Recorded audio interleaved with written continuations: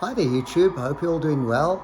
It's not often that I appear in my own YouTube videos, but today I'm just going to take you on a quick tour around my model train layout and show you where I've made a few changes and so on. So I'm going to swing the phone around. The noise you hear there is the Trans-Karoo locomotives with that long train on the outer track against the outer platform, which is against the wall. Basically it's just open platform with some people and lights, and at the back there's shops, diorama, like flat against the wall shop figures, so it looks like the fronts of shops and that.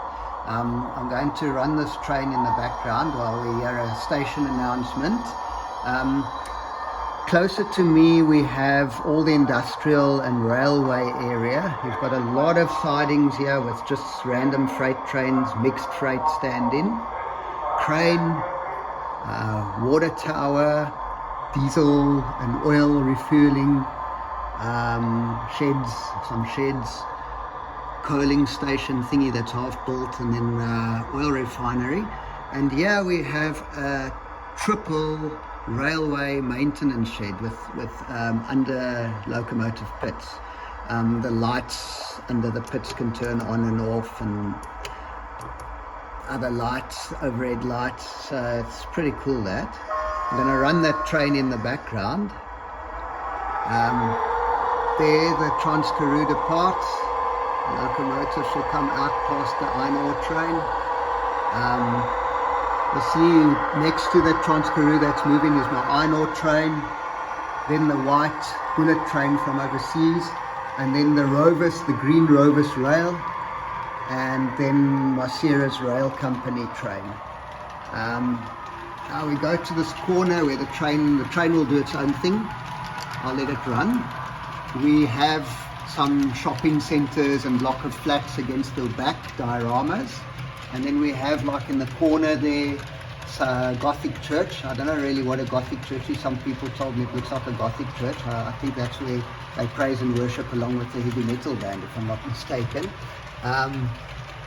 Then there's like a house against the wall, also flat profile. And I've put trees and greenery, and there's cars go along here where it goes around the loop, almost against the wall. And there I have a very nice house in the corner. It's actually a friend of mine's dad made this replica of their childhood house in Knysna, Western Cape. So I've just got some trees, and I've got a hedge and people and a car and whatever, trees. And if we come to the inside of this curve, this loop of horseshoe, we've got good old South African railway houses, 2 of them, where people are busy hanging around, brine or having a barbecue. Cars on the paving, there's a motorbike actually, some cars, somebody playing with a dog with a stick, the gate and another vehicle and a dog and the postman. And then across there we have some vegetation across the lines, and here we have the road going all the way up the mountain. The little cars on the road has lights. As there's only a couple, I only managed to get 5, so there's 4 on this path. There the train is actually heading into the tunnel. We've got the mountain. I still need to do work on the rocks there, but there the whole mountain extends through the corner.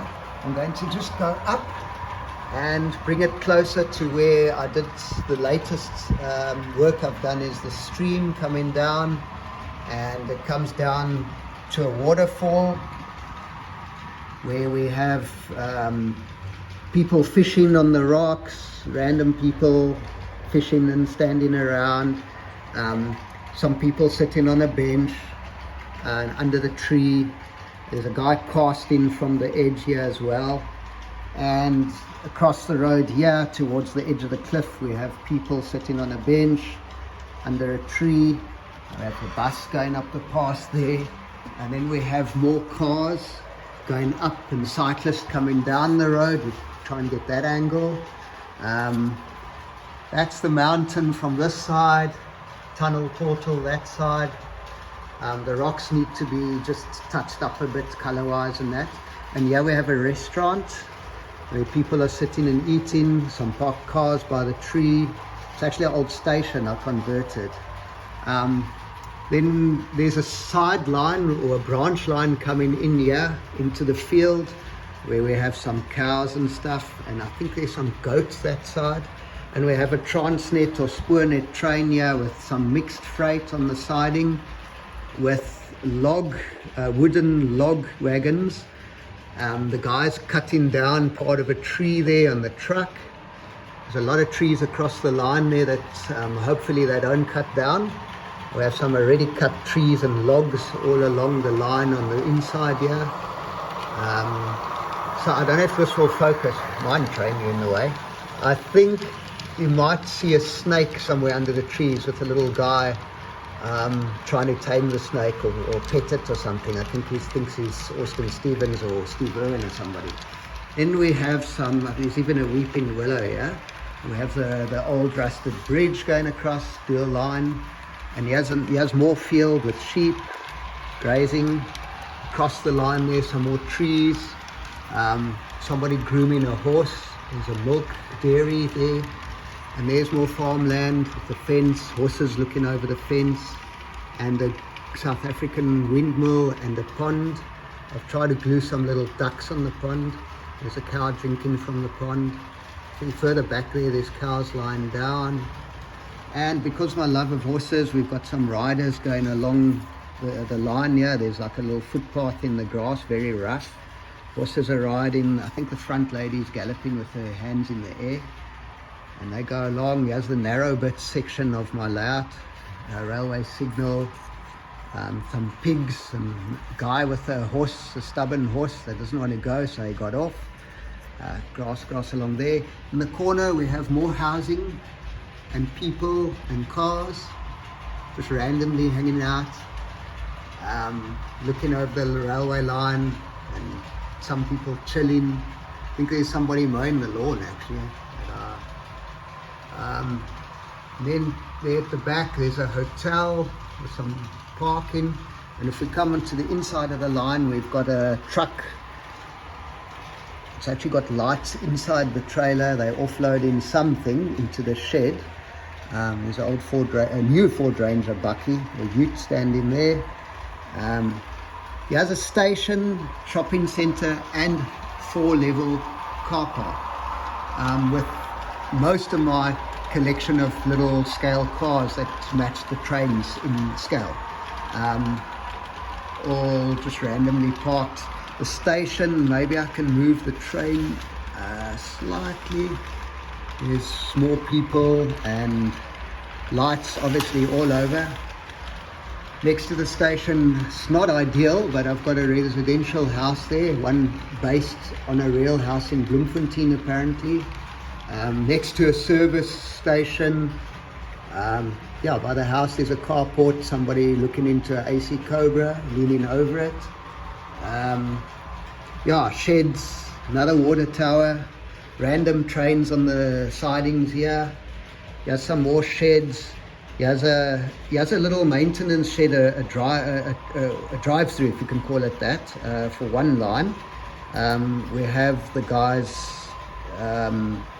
Amarok pickup over here, and there's a guy looking over the electric locomotives. That's my 7E locomotives just randomly standing there. There's the shed. Here's a garage, single garage with lighting inside as well, and I think it's an old Chevy Bel Air there. And then if we pop over the tracks to the center platform, the main platform, if I move the train out the way, you should see how the platform does look. I've got this has been in my videos a lot. There's the lights, the benches, the people. That I did when I started the layout. So I'm pushing that train there. If you look at the other side of the platform, the train's passing on the outside. Along the back wall there's just all random diorama of buildings and industrial area, I believe, and I've just made pavement with random people and some grass at the back. And then closest to me we have more sheds and buildings and not informal houses, but basically railway staff housing, I guess, but they're mainly sheds. You see random people and a dog or two. cars, and we're back here with the random freight trains just hanging out on the sideline. And there we're back at the sheds again. So I hope you enjoyed this little tour, and we'll chat soon.